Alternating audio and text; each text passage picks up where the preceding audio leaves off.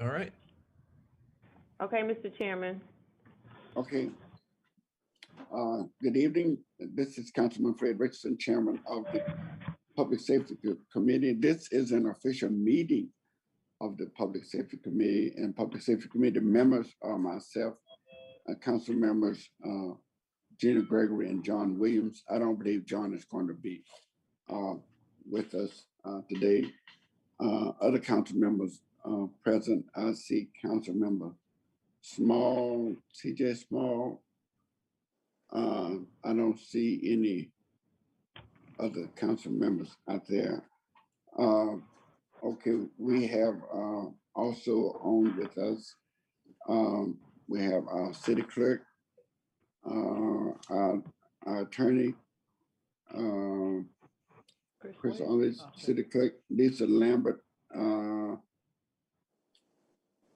from the administration. I know we have both our chief of police and the chief of uh, fire service.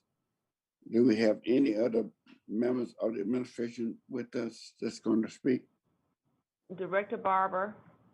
All right, we got Director of Public Safety, James Barber is also with us. And do we have any members of the media sign in with us? No. Okay, and we have one person, one citizen that's going to be addressing us later on. So the purpose of this meeting is for our public safety division, which include the police and fire service, to give us an up-to-date on all matters pertaining to public safety, including response time, especially with the fire department, including response time. We would like for you to compare 2020 with 2019, showing us all of your stats and all of your categories. But we certainly in the police department want you to focus on crime and any complaints that you've received from the citizens. And the purpose of that is for us to find out whether or not we are doing better or worse, and what we need to do to get to do better. And we also want to know about your body cam policy. So what we're going to do first, we're going to let the Public Safety Committee, Public Safety Division speak to us. We will go with, we can go with fire service first, and we can since Director Barber here is here, he can speak for both divisions, but we have the individual chiefs for those various departments to speak. And when that happens, when they give us their report, then members of the committee, which is going to be myself and Councilmember Gregory, would have comments, and then we'll have comments from Councilman Small, and then we'll hear from our citizens, and hopefully, from the report from these two departments, maybe the citizens that signed up will get some insight on the issue that she's concerned with. But anyway, we're going to call on her to speak, and when that happens, we're going to wrap up and close out. So at this point, I'm going to turn this over to the Public Safety Division, and our Public Safety Director of the Public Safety Division is on now.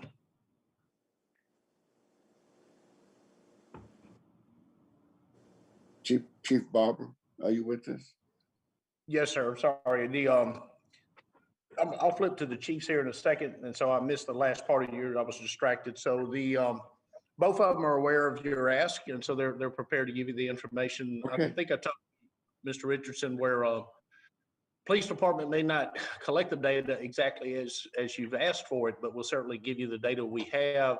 And then if there's a way that we can extract data from that, you're certainly more than welcome to ask. Thank you. Chief Batiste might be a little late getting on, but I think you were going to start with He's fire on. anyway. He is on. Okay. Yeah, he's here. I got both chiefs here. Okay. So, Chief Lammy, do you want to go first? Okay, here. I'm sorry, can you hear me now, sir? Yes. Okay. Let me know if you can't hear me well. Yes, sir, I'm ready to go. What I'd like to do is, Miss Lisa, can you please allow Barry Glisson, we've got our other computer up in here. Can you please allow him to share his screen? Okay.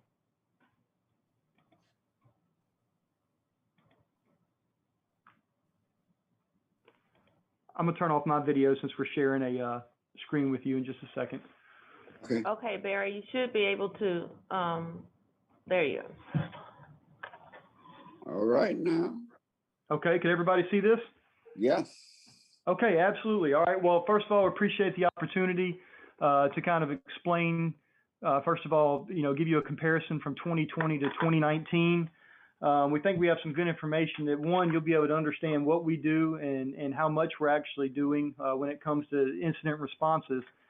But also, I think it's important for us to highlight how we actually obtain this data, how we make decisions based on the information at hand, and we really try to leverage all of our technology and data systems to be able to make better informed decisions. So as I go through this, I'll highlight some things and make those comparisons that you requested, Councilman Richardson, and then there'll certainly be a chance for some questions. If at any time you do have questions about something, please just stop me, and we'll try to dive into any of those questions that may arise.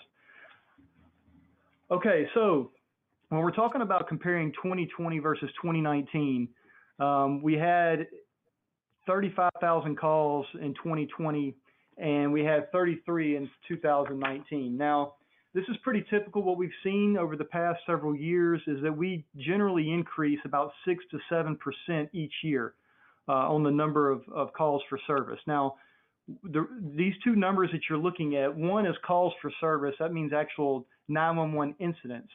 But on those incidents, it sometimes requires multiple units. All right. So, for instance, we may send on one call for service, we may send a fire truck and an ambulance, or we may send 3 fire trucks and an ambulance. So the resources changed based on the needs of the call. So even though we only had 35,000 calls, it actually took 58,000 unit responses to handle those calls for service. Just to kind of give you, we actually did see an 8% drop in April of 2020, which is largely attributed to the pandemic. I think this was pretty typical across the nation with emergency response. There were a lot less people going to the hospitals. Surely there was COVID patients going, but because of all the protocols in place, and we believe a little bit of the fear of people to go into healthcare facilities when there was a lot of unknowns and a lot of sick patients at those hospitals, there was a slight reduction in calls. However, we did see a nearly 20% increase in September of 2020 due to Hurricane Sally, and also in October about a 12% increase due to Hurricane Zeta, which is also what we would expect to see. But overall increase from 2019 to 2020 is 6%. Now, one thing we didn't highlight on here is, even though this is the amount of responses that Mobile Fire Rescue has, we actually have private ambulance services that provide transports for basic life support calls. And their total calls for service, which would be in addition to some of our responses, is almost 16,000 calls both years. They were within about, believe it or not, 6 calls on our records from 2019 to 2020. So their responses have stayed relatively the same, but that is important to note because we do rely on them. Sometimes on a medical call, you'll have one of our fire trucks go on those responses, but you'll also have a private ambulance service that'll transport that. And the reason that system exists is because our ambulances are strictly dedicated for the higher level of acuity calls. So we partner with them. They do a relatively good job of providing that service to us, but that is almost 16,000 more responses that occur. When we start to look at our data and when these are occurring, this is the days of week believe it or not, Wednesday, as you can see, Wednesday is the busiest day. I do not know why that is. We don't know. It's just the way it presents itself. But Wednesday is our busiest day. The heat map to the right, this is it's a good graphic just to show you some things that we look at, but obviously the yellow is more calls, but don't think that's just where our calls are. Because it's such a heavy concentrated area, that's why that heat map is showing that higher concentration in calls. But really, 22 there in the middle of the city on that airport corridor is our busiest zone when we're comparing the data. That's just a time of day chart that just kind of shows when the calls come in and what time of day is our busiest time that our units are responding to the incidents. Okay, here's a snapshot of a dashboard that we use. Now, at first glance here, you're going to see that that's how many responses. If you look at our previous numbers I gave you, that's how many responses we had. This is from 2020. And when you're looking at, you'll see at the top, one of the top things is that medical incidents, 36,812 responses. Over there to the right is a map.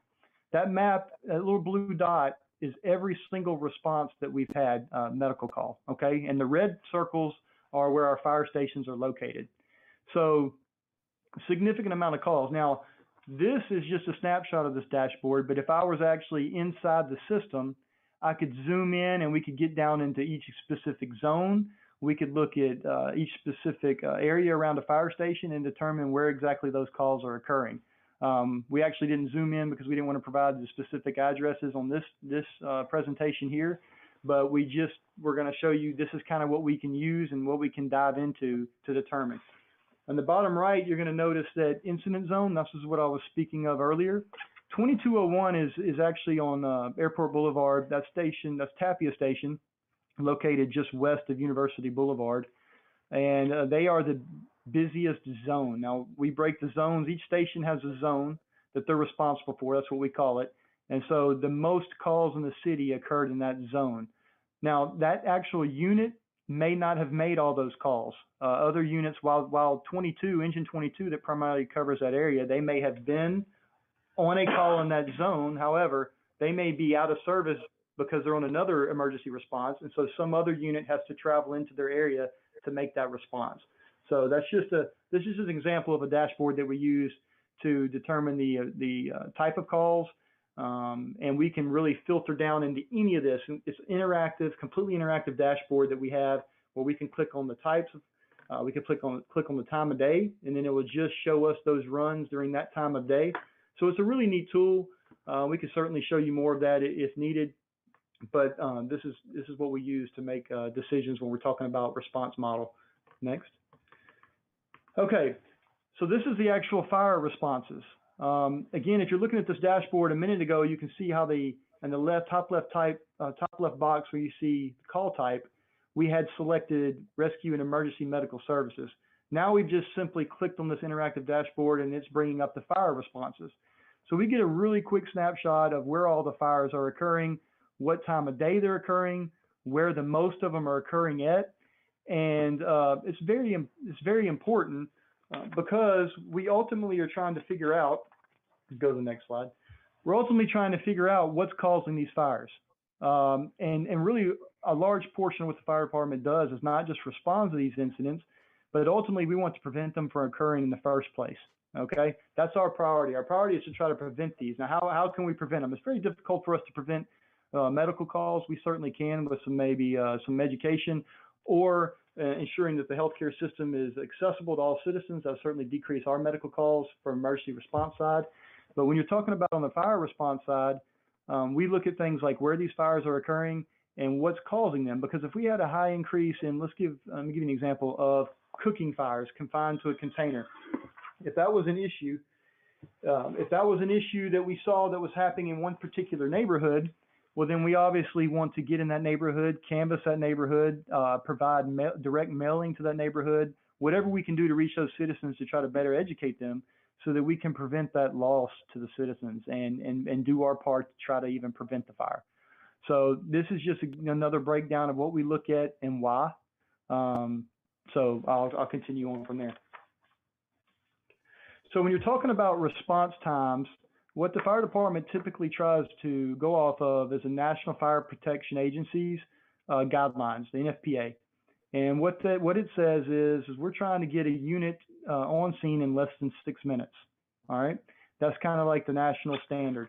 Our data shows that we are at 5 minutes and 45 seconds, which is pretty remarkable. I mean, we're a large city. We're covering over 200 square miles, and it's just a lot of area to cover. And as you can see, making almost 40,000 responses. And the reason this number is 6 minutes, and sometimes that is significantly faster than that. But the reason it's almost 6 minutes is because you do have to consider, like I explained earlier, as one station is very busy on responses on fires and medical calls, somebody else has to travel a lot further to get to cover that area. So if engine 22 or engine 14 on Martin Luther King is gone on a fire and they're out of service for 2 to 3 hours, because that's typically how long it can take on a fire incident, somebody else is having to come from another area. So that impacts our response times as a whole. So that's just one factor to consider when you're looking at response times. But right now we are at 5 minutes and 45 seconds for the response times. And that's been maintaining pretty consistent over the past couple of years. All right, so now, what do we do? How are we looking at response times, and what is our plan to address areas that we are not completely satisfied with? So what I wanted to show you is there are certain areas in the city that we have recognized that there are slower response times. And one great example of this is the airport corridor. When you're talking about, and everybody knows why, when you're looking at Airport Boulevard, there's a significant amount of traffic that's on that roadway every single day, all times of the day. That's just a major thoroughfare through the city of Mobile. So with that, it becomes increasingly difficult for our emergency units to respond to calls.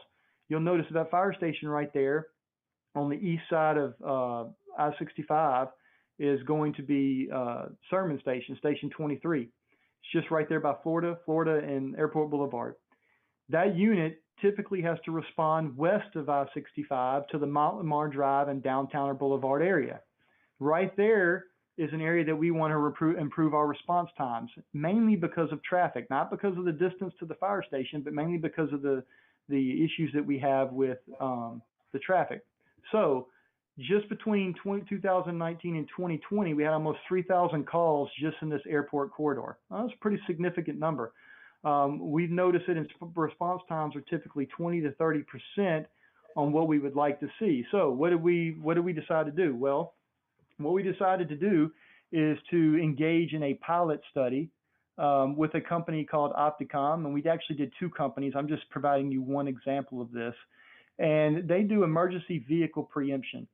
Now, that's a fancy term for basically what they do is they take special equipment and they put it inside of our ambulance, our fire trucks and our ambulances located throughout the city. But specifically, we tested this at Station 23. So we put these two devices inside those emergency units, our fire truck there and our ambulance at Station 23 located at Florida and Airport.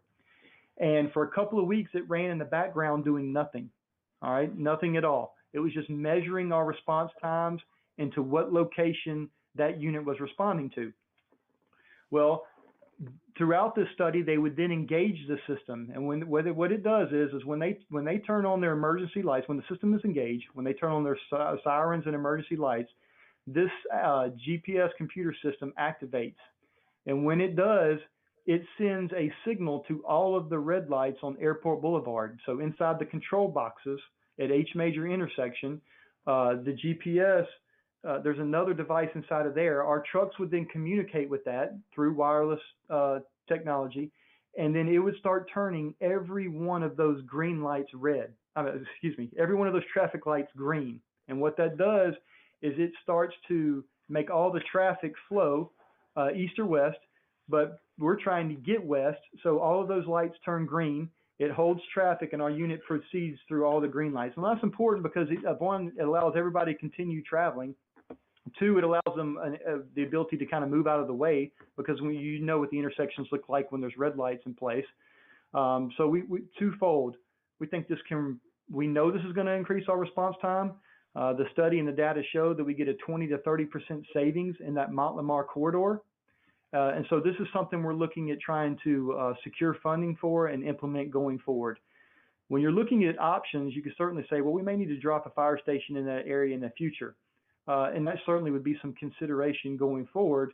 But we think the first step is to try to utilize our resources in the most efficient manner possible. So if we can achieve a reduction in response times, specifically in that corridor, through the use of technology, and makes our roads, travel routes safer for the first responders and the public. So now the public doesn't have to worry about trying to get into intersections and clear their way for a fire truck to proceed through. They'll just be simply driving along and getting out of the way. So if we can achieve that with this, it's certainly something we're certainly interested in responding to.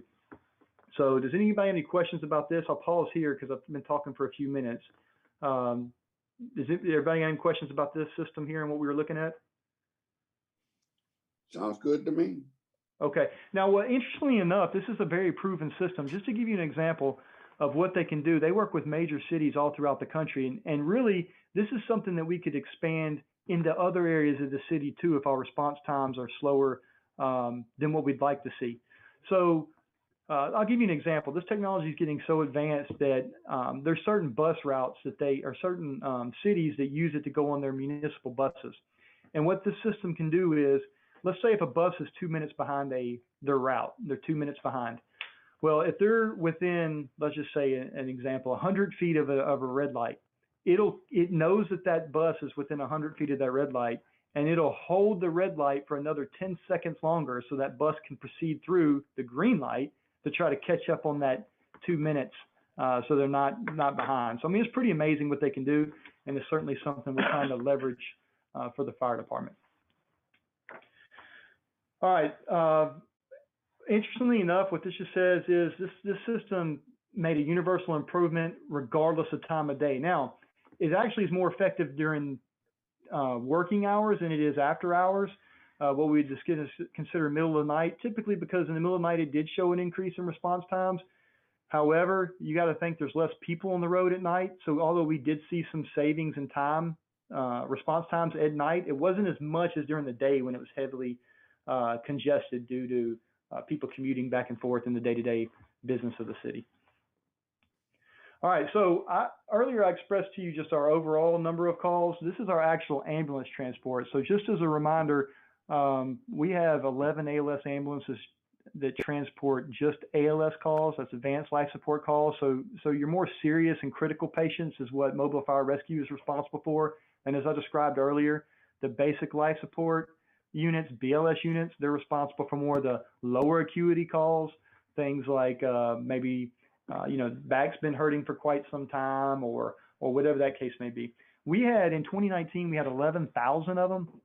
In 2020, we had 10,452. We did have a 7% reduction.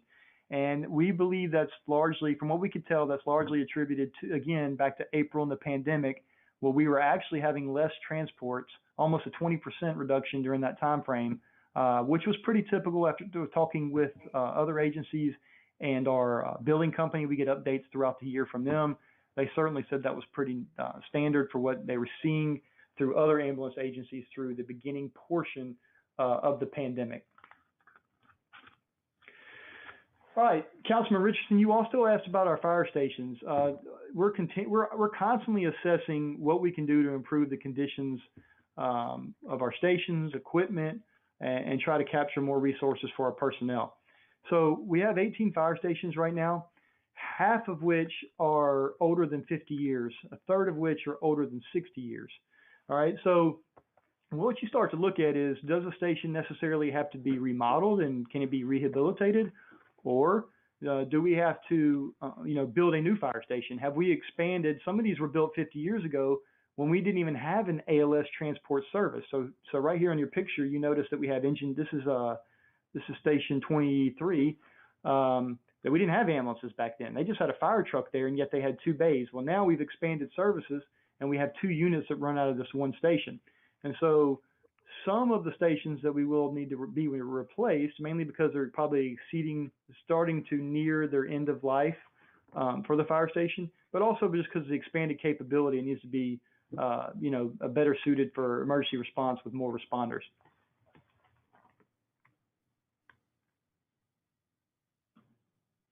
Next. Okay. So when you talk about a list of priorities, we have a priority list that we're going to be submitting to Public Works here soon. And the first station that we'd like to see replaced is Fire Station 14 in Tolmanville. I was at the station for almost 5 years, so I love the station. It's probably one of my favorite stations in the city. I think most of the firefighters would agree that they really enjoy working out of that station, but it is extremely small. And again, like I referenced to you earlier, we've now got 2 units and more people running out of the station, and you can barely fit the fire truck inside of the fire station. This houses Engine 14 and Rescue 14, and for those of you who don't know where Tolmanville may be, it's located on Martin Luther King Jr. Avenue in Mobile. So this is the first priority of station we'd like to replace. The next one's going to be Fire Station 19, McCosker Station. This was built in 1957. It's 64 years old. Again, the crews and the city have done a phenomenal job with helping us maintain these. Some updates have occurred inside. The crews have certainly done some updates as well. But when you talk about, I won't get into too many of the details on this meeting, but when you talk about this station here, the reason we selected this one is not just because of its age, but in order to increase our ISO score, we've identified that ideally we would like to have a ladder truck positioned at Station 19 in this area. So getting into some pretty complex calculations, in order to maintain our ISO 1, they start to measure how many road miles your apparatus are covering. All right. Well, we identified that it would be better if we could move a ladder truck to this station. We certainly obtained ISO 1 without it, but when you don't want to maintain right on the line of ISO 1, we don't want to get a 91 out of 100. We want to get a 100 out of 100, if that makes sense. So we're going to continually try to improve on that. So if we could replace this station when it's time to come, if it can fit a engine and a ladder truck, we can make some other operational moves in the city to better improve our response model. So that again, this is when I was talking about remodeling versus rebuilding. This is what some of those factors that lead to those decisions. Next up, this is very near and dear to me as a former training officer with this department. We can't continue to be the best unless we hire the best, train the best, and retain the best.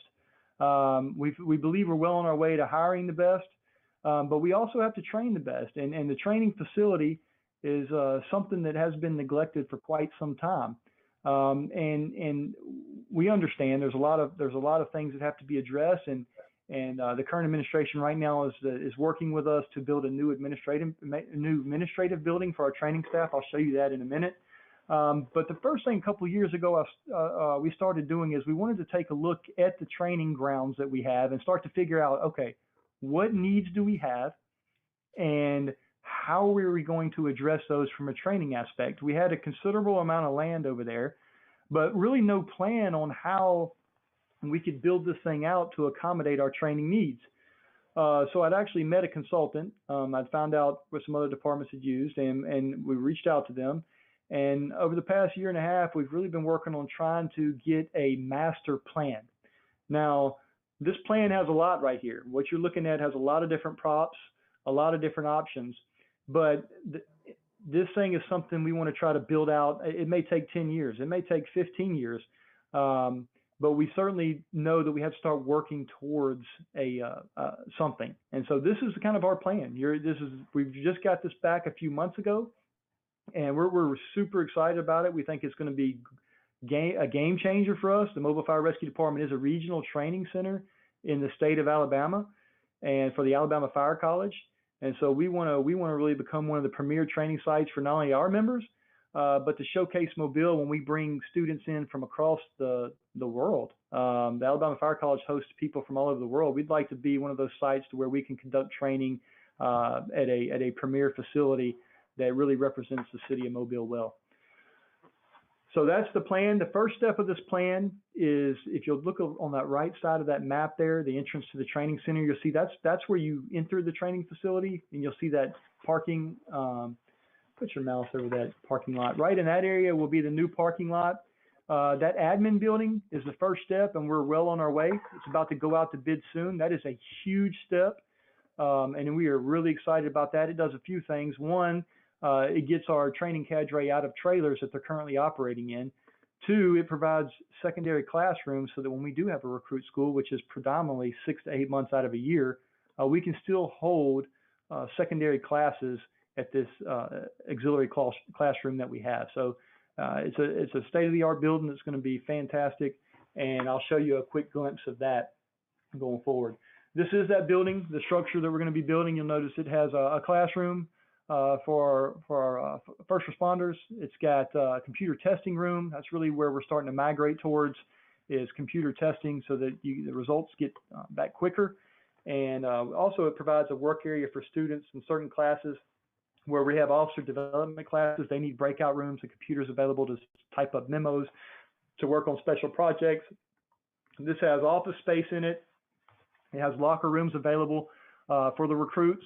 It's got gear storage. So it's really just a fantastic building that'll help us going forward. All right, the last few pictures here are just kind of showing you all of our fire stations. So between this one and the next one, when I go to it in a second, it'll show you all the fire stations in Mobile with the apparatus parked out in front of them.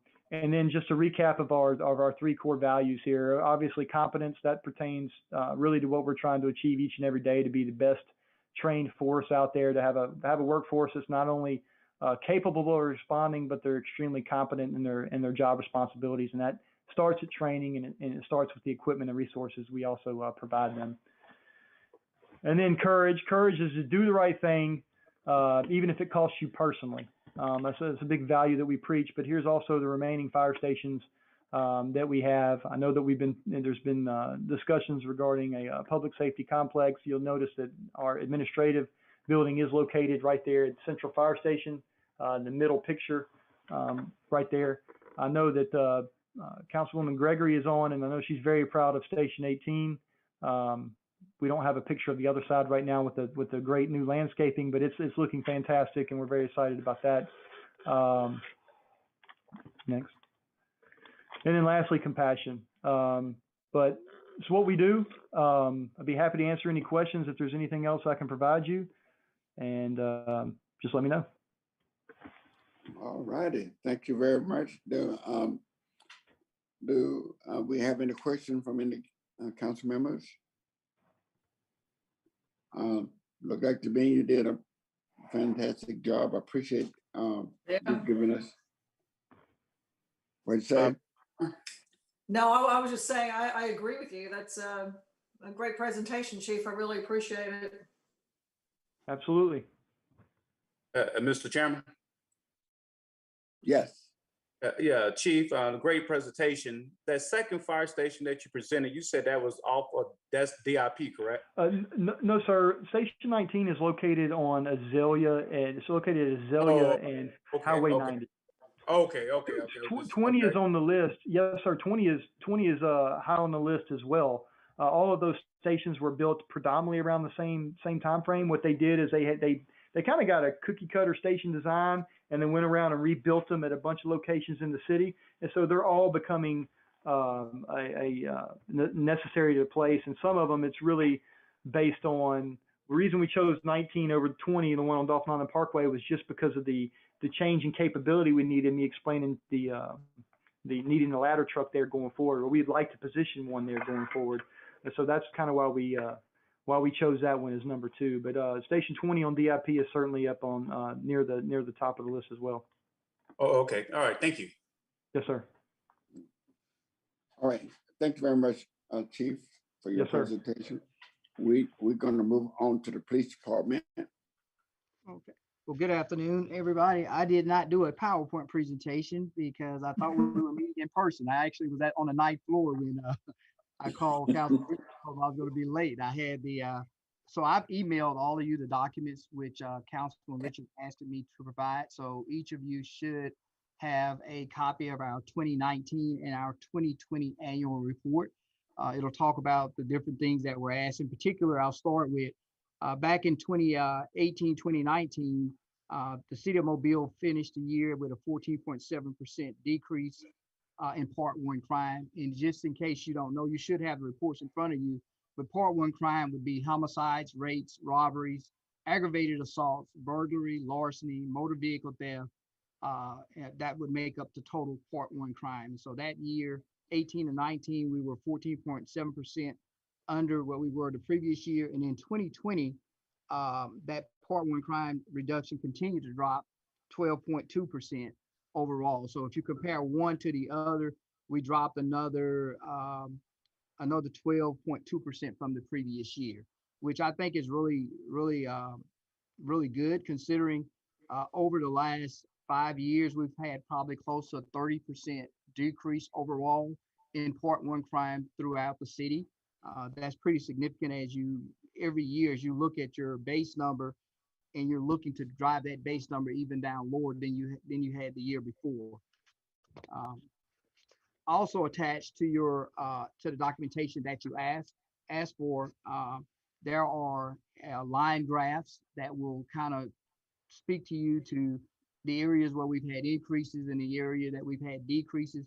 In particular, in 2020, our violent crime numbers did tick up, particularly in the area of our homicides and our aggravated assaults. Those numbers went up for us in 2020.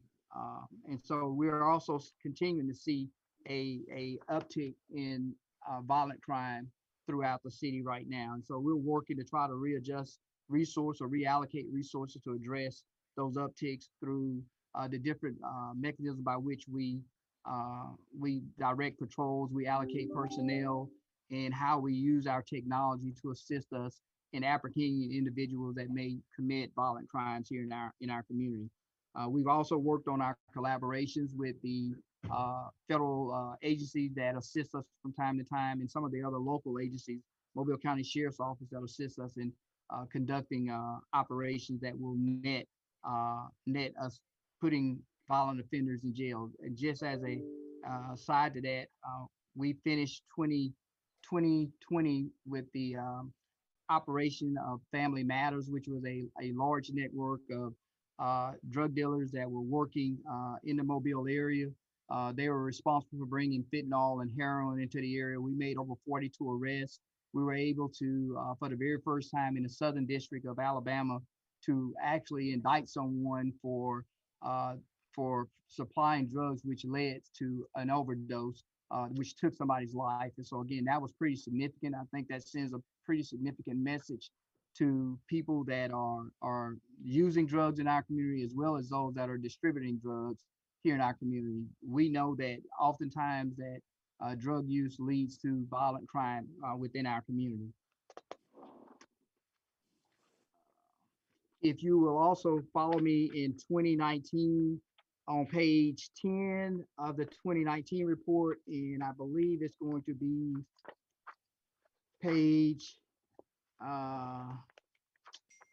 11 of the 2020 report, you'll begin to see a breakdown of crime, Part 1 crime by precinct. It starts with the first precinct.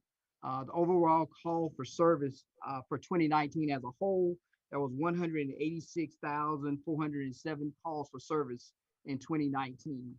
In 2020, there was 186,720 calls for service that was responded to by the city of Mobile during 2020. On both of those graphs, 19 and 20, you will see pages respectively, 10 and 11 respectively. There was a decrease in the overall calls for service in the first precinct in 2019 from 2018. Likewise, there was a continuation of a decrease in Part 1 crimes in the first precincts in 2020. As you'll follow along with me on page 11 and 12 respectively, 2019, the overall calls for services in the second precincts was 44,482. That was down from 48,468 in 2018. Likewise, there was a continuation of decline in Part 1 crimes in that precinct as well, from 48,000 the previous year to 46,000 in 2020. Following on in the third precinct, in 2019, you had 41,367 calls for service. And in 2020, you had 37,972, a continuation of the decline in the number of calls for services in that area. In precinct 4, you had 49,203 calls in 2019, and you had a slight increase in calls for service in 2020 in the 4th precinct, 51,029 total calls for services in the 4th precinct during 2020. And again, each one of the precincts are broken out by the number of calls for service for the previous year, and it represents the number if there was a decrease or an increase in calls for services in that precinct. And so again, you should have that documentation that you ought to be able to track along with that. And of course, we also implemented a central precinct. And so the call for services for 2019, there was not a comparison, but we had 9,130 calls for services in central precinct in 2019, and we had a slight increase in calls for services in the first central precinct in 2020. We had 10,324. Hey, Chief. Chief, Yes, ma'am. in normal years when there's not a pandemic, is it common to see that aggravated assault and larceny are your highest percentile of calls? Actually, it's not. Normally, during the previous years, we had saw a decrease in aggravated assaults in previous years. Last year was something of an anomaly. And again, as we start this year, we're seeing the same thing. But prior to that, we were in aggravated assaults. We were actually seeing our numbers kind of go down, which was kind of responsible for why we were trending so low in some areas. I mean, overall at the end of the year. And what I can say is through the first 3 months of 2021, we are still trending in a downward direction, but we're trending up with violent crimes in 2021. And so because of what we're able to do and maybe allocate personnel as it relates to burglaries, breaking and enterings, reallocating personnel, our ability to apprehend individuals early on that commit burglaries and larcenies, things of that nature, that we're able to get them off the street a lot quicker before they go on a rampage and victimize a lot of other people. Yeah, because it would seem pretty obvious that with the pandemic and so many people home, that the robbery, larceny, that sort of thing, that the trend is down in those. Well, true enough, but I think it also speaks to some of the technology that we use to apprehend individuals that are committing burglaries and larcenies in our community. Again, if you catch one guy that's committing burglaries and you alert to that trend really early, you maybe prevent 20 or 30 other additional B&Es that might have occurred had you not been able to take that person into custody. One of the things that I happened to be in a meeting earlier today, and we were talking about catalytic converter thefts, and I learned something today about why it's such a popular venture for people right now. I mean, you can get anywhere from $200 to $500 from a catalytic converter that you take off somebody's car. And the reason for that is because of the precious metal that is inside of the catalytic converter that they're actually they're harvesting to do other things with. So it was a pretty interesting presentation that I got earlier today in reference to those. Chief, Yes, sir. Chief, when you got to precinct 3, you talked about calls versus part 1 crime, but precinct 4 and the rest, you didn't talk about part 1 crimes. Well, every one of these reports address part 1 crimes. So the But information. I'm saying you told us about calls, but I didn't hear you say anything about part 1 crime for. But this what I'm saying is. Yes, sir. This is a public safety committee meeting where the public can listen. So what you say is beneficial not only to the council members, but it's also going to be beneficial to the entire public. So I think they need to hear as it come down to part one crimes in all of these precincts. Oh, yes, sir. I mean, I'm glad to do that. So I'll go back and go over it. So I'll start with the first precinct.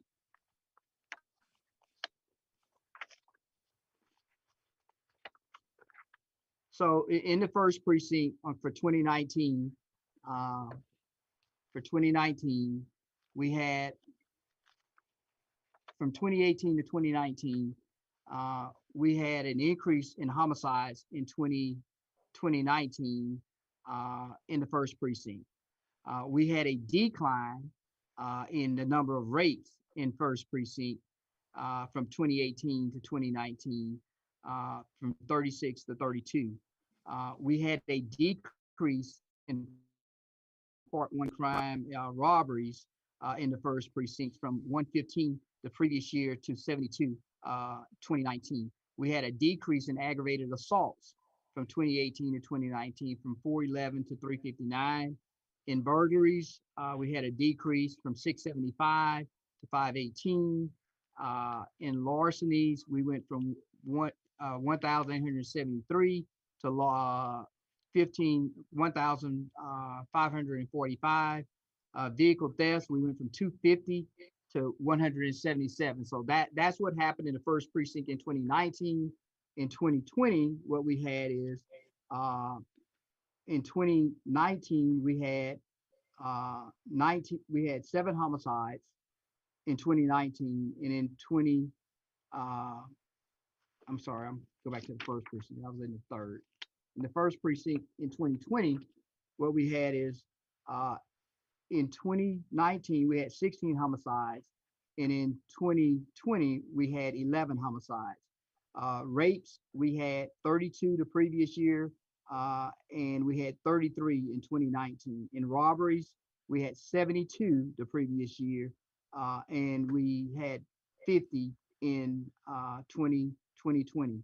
In aggravated assaults, in 2019, we had 359. In 2020, we had 420. In burglaries, we had 518. And in 2020, we had 324. Larceny, we had 1,545. And in 2020, we had 1,280. In vehicle thefts, 177. And then in 2020, we had 235. So that's first precinct for part one crime numbers. And so I'll move on to precinct 2. And so I'll break them out like that. The first number I'll give you will be the year that we're comparing it to. So I'll give you 2019 numbers, and the second number I'll give you will be 2020 numbers. So well, actually, I'm going to give you the 2019 numbers. 4 and 5 would be, so we're comparing 18 and 19, 4 versus 5,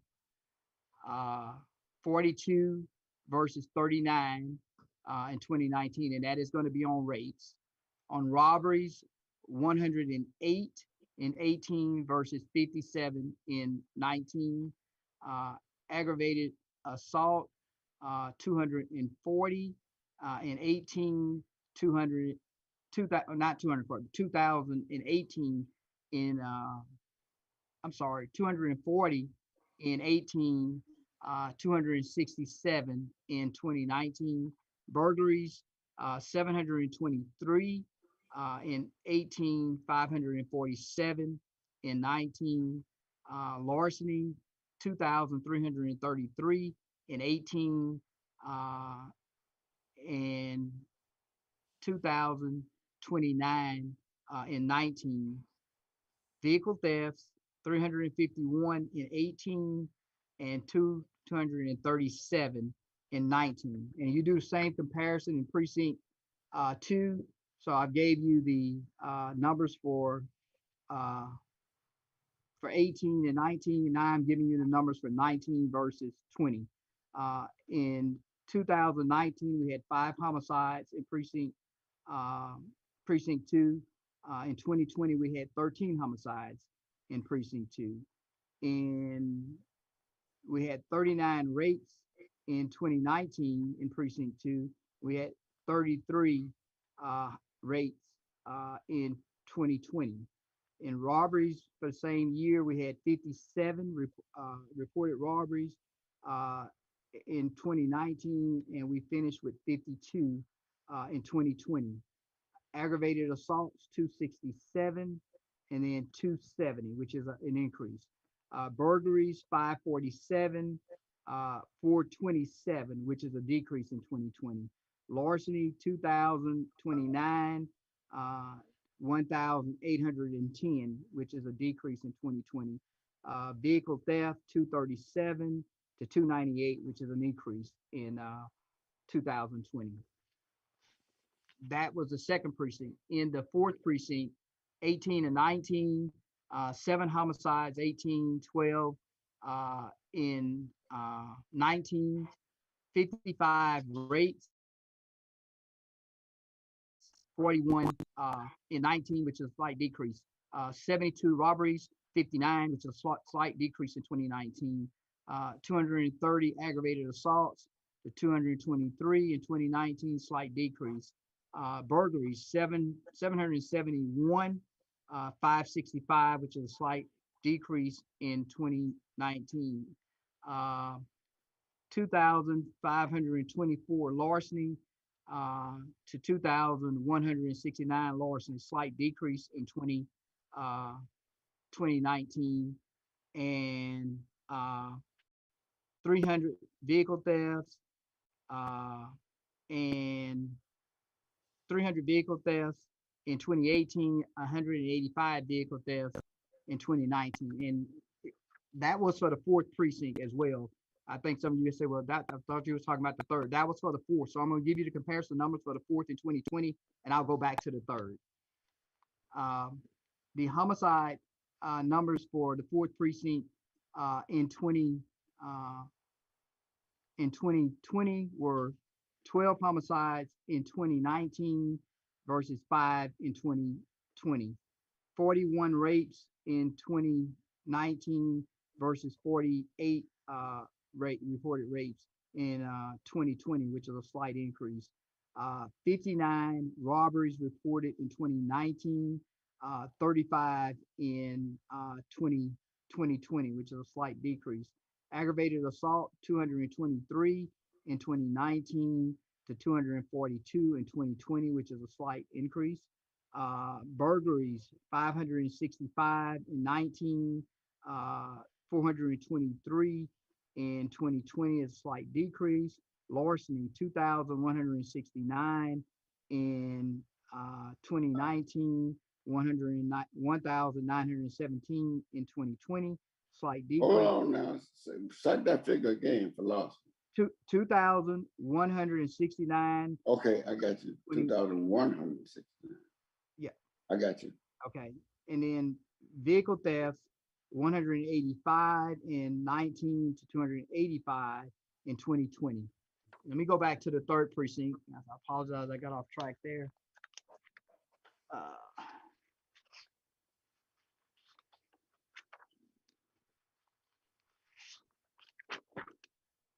And in the third precinct, in 2018 to 2019, 2018, there were 10 homicides in the third precinct. In 2019, there were 7. In 2018, there were 35 reported rapes. In 2019, there was 24. In 2018, there were 83 robberies reported. In 2019, there were 62. Aggravated assaults, 2018 and 2019 numbers are both the same, 281. Burglary reported 411 in 2018, 446 in 2019. Larceny, 2018, 1,903. 2019, 1,596. Vehicle thefts in 2018, 188.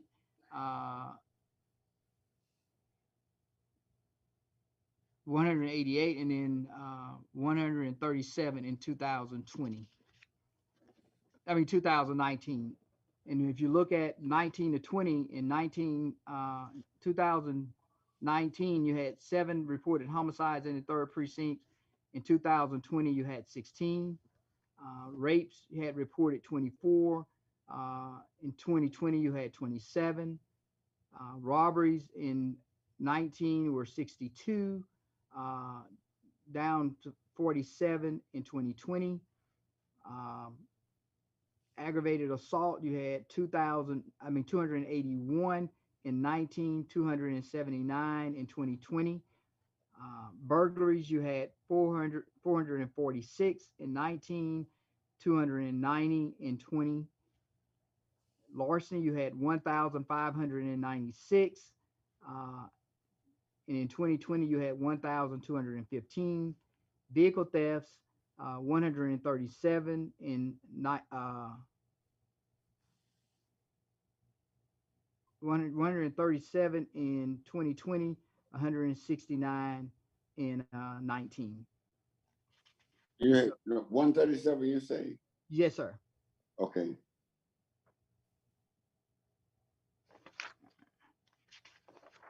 And then so I'll go down to the 5th precinct, which is a central precinct rather, and give you the numbers there. In 2018, we didn't have any numbers to compare central to. So we had 0 homicides in central precincts.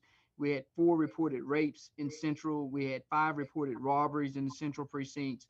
We had 21 reported aggravated assaults, 18 reported burglaries, 198 reported larceny cases, and 13 vehicle theft cases in 2019. So we did not have a comparison year because we opened up the central precinct in 2019. In 2020, we were able to draw a comparison to what was happening in the central precinct. And so in 2020, we had 1 homicide, which is up 1 from the previous year. Our rape numbers for 19 and 20 are the same. We had 4 reported rapes in 2019 and 4 in 2020. Our larceny numbers, our robbery numbers, we had 5 reported robberies in 2019 in Central, and we had 3 reported in 2020. Our aggravated assaults in Central was 21 in 19, and it was 19 in 2020. Our burglaries were 18 reported burglaries in 2019 in Central, and 19 reported burglaries in 2020. Our larceny numbers were 198 reported larceny complaints in 2019 versus 163 in 2020, and our vehicle thefts for 2019 in Central was 13 compared to 11 in 2020. And so that gives you a breakdown of Part 1 crime in all precincts, all 5 of the precincts that we currently have. Any questions about that? All right, let me let me move on to it's and homicide is one of those areas that you don't that you wish you didn't have any. But what I will tell you is that, as a city and as a department, we probably do it better than any agency. And, our clearance rate is one of the things that we truly focus on. The national average for clearance rate is about 60%, 60.1%. In 2019, we had a 70% clearance rate of homicides that occurred within the city. In your paperwork that I provided you, there's a breakdown by month where, which month, how many homicides occurred each month. In 2020, we had an 84.78 clearance rate overall for homicides in the city. And again, it's something that, as an agency, we have to be proud of, because there are some places in these United States where there's less than a 30% clearance rate on the number of homicides that occur in their community. And I think that's really important that we focus on. If someone loses their life in this city, we owe it to them to do our very best to hold somebody accountable and bring them to justice for it. And so I think our guys do a really good job at addressing those concerns when they pop up. Our 2019 versus 2020 internal affairs investigative report. The internal affairs unit conducted a total of 38 investigations involving 51 member employees. The investigation included 7 shooting investigations. The dispositions are represented in the following. And so it talks about the number of employees that were investigated, and it talks about the outcome of those. So of the 38 investigations involving 51 individuals, what you'll see is in some cases, you'll see that an individual have been charged with multiple violations under our policy and procedure. And so you may see that the numbers don't always match up versus the number of investigations conducted, because they may include multiple people that may have been identified as may have violated that policy in one complaint. So it says number of employees, proper conduct investigations were 22. It breaks it down by gender as well as other demographics. So black male, you have 1, black female 1, white female 13, white male 13, white female 1, Asian male 1. Improper conduct 26. Black male 7, black female 0, white male 15, white female 4, for a total of 26. Unfounded complaints.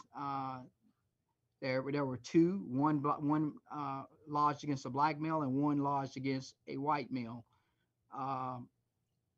Terminated during working test period. None in that category. Resigned under investigation. You had 5 in 2019.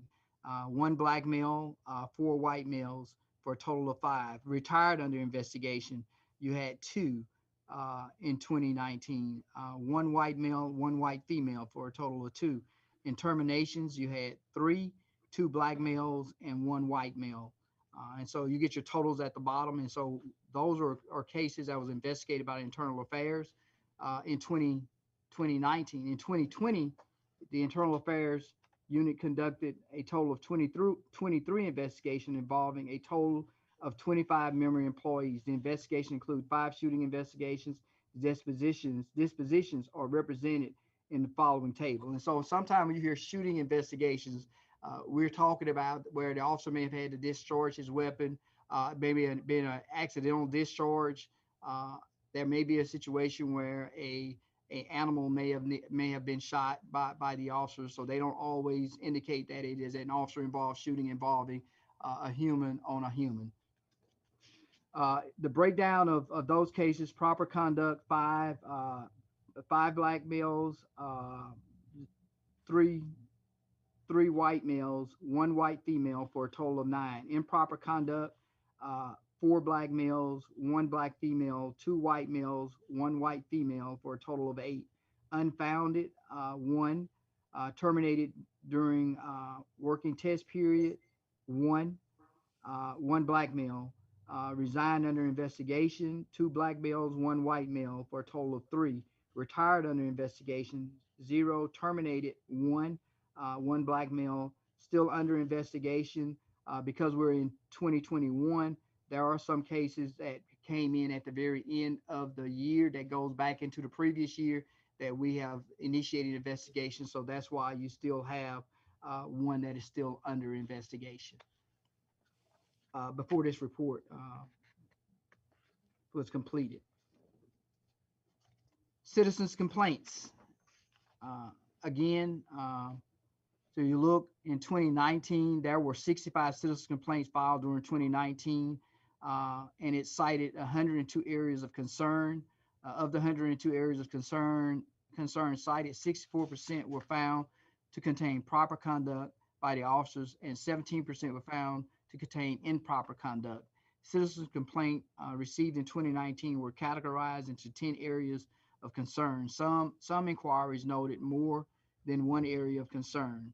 And so again, there's a pie chart that you guys will have, but the disposition, proper conduct, 80 members, improper conduct, 13, unfounded, 22, withdrawn, 2, policy failure, 2, for a total of 119.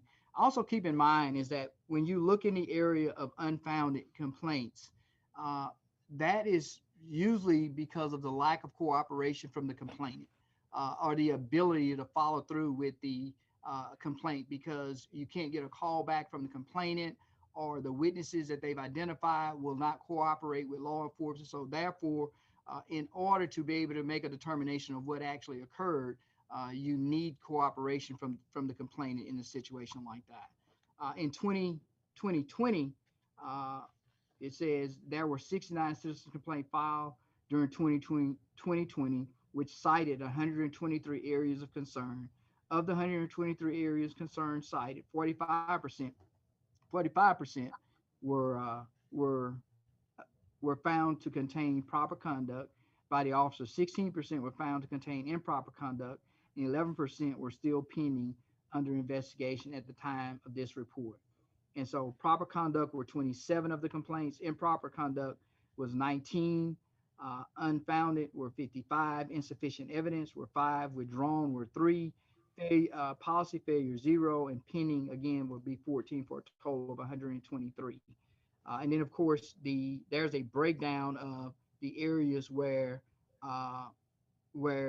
there was a improper. It breaks out each area of concern for us.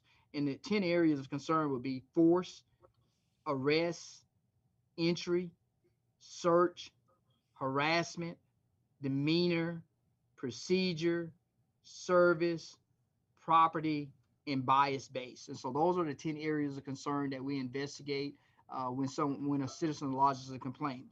So someone comes in and say the officer was too aggressive in the way he handled me. So they may call that a force complaint. They may say, well, he cursed me. Well, we would consider that to be a demeanor complaint. And so again, we break out what our findings happen to be in each one of the complaints that came in. And in some cases, somebody can make the allegation there were multiple failures. They can say the force, the arrest, the search, and the demeanor of the officer all were.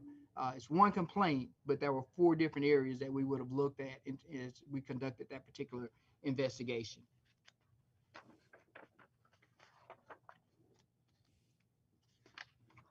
And so do we have any questions about that at this point?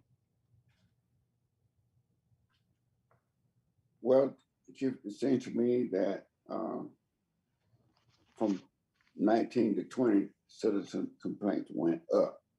We would like to see the citizens' complaints go down. And in that regards, is more work for us to do. So if 69 citizens complain, and they were not complaining about the demeanor of the officer, what would they be complaining about? Well, let me say this. I know, and in particularly over the last couple of years, we have been really trying to address the idea that when people say they were afraid to make reports, we needed to create a platform so they wouldn't be afraid. And so if you create the platform where people aren't afraid to make reports, then you should expect for your numbers to go up. And so I think we've created the platform where there's not that fear for people to lodge a complaint against the police department. Now, granted, once we've gotten past that part of fear not being a factor for people lodging complaints, I think the next thing for us to do is to try to focus on how do we drive those numbers down. And we do that through training. We do that through enhancing our curriculum within the police department to make sure that we limit the number of complaints that we are getting lodged against officers. And through our training as well, oftentimes when someone will lodge a demeanor complaint against an officer, through some of my training platforms and other officers' training platform, a lot of time demeanor is an act of firmness by the officer where someone misconstrues it to be a demeanor complaint. But we all know that if an officer doesn't take control of a situation, that in itself can cause a situation to escalate. And a lot of times when people focus on demeanor, they're talking about because of the officer being firm in the manner in which he spoke, not necessarily because he disrespected them in any kind of a way, but he was taking control of the situation. So I think that as we move forward, as we continue to move forward, I think we have to say that some of the things that we've done is working because people are coming forward and making complaints. That's what we wanted, because what we were hearing is they were afraid to make complaints. And so we've created a platform by which people doesn't fear nearly as much as they used to fear making complaints. The second part of that is now that not that we've completely overcome that hurdle, that we create a platform that we limit those complaints through our training, training our officers, and as well as training our community, talking to our community, and keeping them engaged with what we do. Now, Chief, as you know, we have had citizens to come to our meeting with video stating that they went to the central office to file a complaint, and they were talked down to and demeaned and discouraged from making any such complaint. So you're saying, okay, so how is it easier now than it was in the past? Counselor, if I'm familiar with one or two of the incidents that you're talking about, in many cases those were staged events, and they entail a whole lot more than we're talking about here right now. I think that they were people that came here with a platform, and their platform was to engage officers in a negative confrontation. And then when they did not hear what they wanted to hear, they alleged demeanor. But I think, there have been a number of times when I've been asked to check into stuff, and I've looked at the body cam, and I can unequivocally say that the officers are performing in those situations where demeanor becomes the issue, that the demeanor is not the issue. And so again, we're going to have incidents where people will make allegations. That's the reason we have body cam, so that we can go back and look at those incidents. And I think that we've done that. And in those cases where the officer acted inappropriately, we've held the officer accountable. And in those cases where the officer acted appropriately, we said just the same. The officer has acted appropriately, and that there is no action that is required to be taken in those situations. Okay, so Chief, do you have a report now on the body cam policy? I've been told that there will be a change in the body cam policy. To your knowledge, has there been a change in the body cam policy? So we have not finalized the contract, the purchase of the additional body cams that we need to ensure that every officer at MPD has a body cam.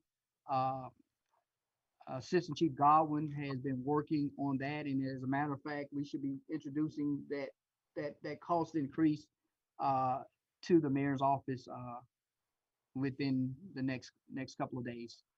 So you're saying that portion of it, getting the additional body cam, is in progress? That is in progress. We will in short order have body cams available for all officers at Mobile. Okay. All right. Oh, so Chief, that's coming up. I was wondering if this was something that had to wait until the next budget, but this is coming during this budget cycle? As we have been instructed to do, that this should be in this budget cycle. Outstanding. That's a good report. Yes. Okay, so anything from the administration? If not, Gina, you're the member of the committee. I bet. Are you asking me if I have any questions, or yes, am I? Yes, whatever. No, I think everything is, both chiefs gave us a terrific presentation. I really appreciate all the breakdowns and the information, Chief, but I will be interested to see how 2021, the full year of 2021 compares with 2020. And then of course, as things get back to normal, I guess maybe 2022, just with people getting out more and going back to what we hope will be more of a normal life, how things, kind of change on those crime stats. Well, we're hoping that we can keep those numbers down. We've got some strategies that we're going to employ, and hopefully we'll be able to drive those numbers down. We're going to be able to get back. We've got some, the school system look like it's going to be opening back up. And so we've got some things planned with them that we hope will help us address, and particularly persons crimes. And anytime you can have an impact with students, young people, I think that helps drive those numbers down for us. That's great, Chief. I appreciate it. Okay. Chief, I was happy to see that precinct 3 was down in robberies, down in assault, down in burglaries, down in larceny. I just wanted to, say that. Anyway, we have another person. Madam Clerk, can you bring Ms. Hobson on? We had a person sign in to speak to us. And let us want her to come on and state her name and address. And she would have 3 minutes to say whatever it is she would like to say. Okay, Ms. Harbison.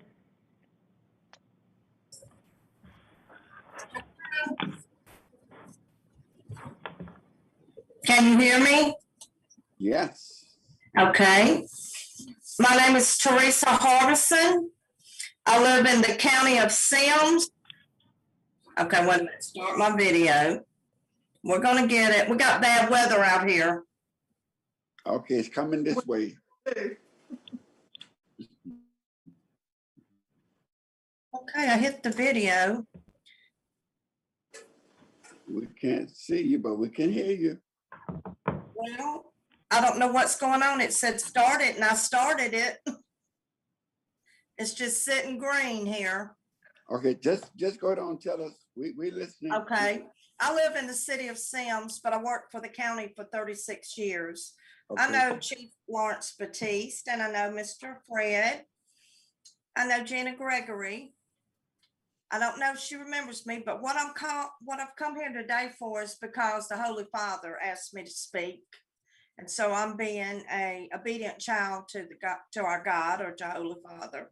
And what he wanted me to talk to you about is about the racial violence between officers of the law and the general public. And so I asked him what was his idea, or how could we fix this? And he gave it to me while I was asleep at night. And so what he told us, we have to do a different hiring process for officers of the law, the way that we do it. And that officers of the law should be honorable, trustworthy, compassionate for all races. And that we shouldn't hire people who have problems with other ethnic groups or races of people.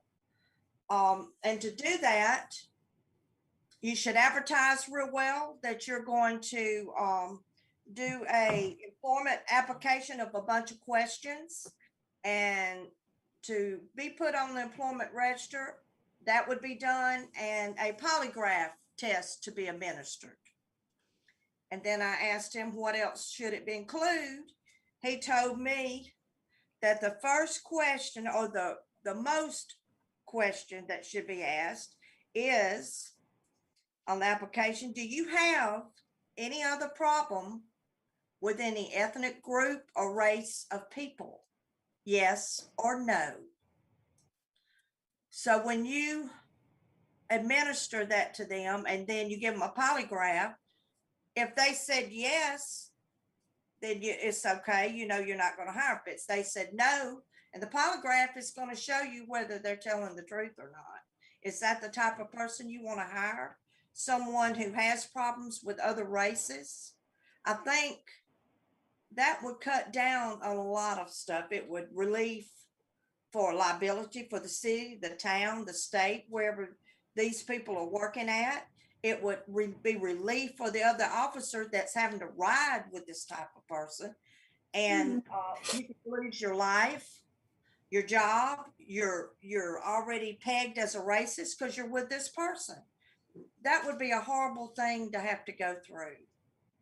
I think if you would change the way you do that and do that type of process, you're going to hire the right type of person to put a badge on and have a gun, because you're giving them the opportunity to use that gun, maybe for an undesirable approach. I'm just saying.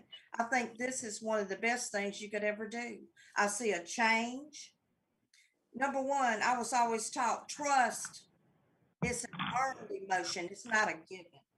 In order for you to trust someone of that type of caliber, you need to hire that type of person that is trustworthy and doesn't have a problem with race. I see a different life. I see trust between the officers and general public. I see a totally different way of life. I see a better life, a brighter life. And for everyone that's concerned. So All what right. do you think?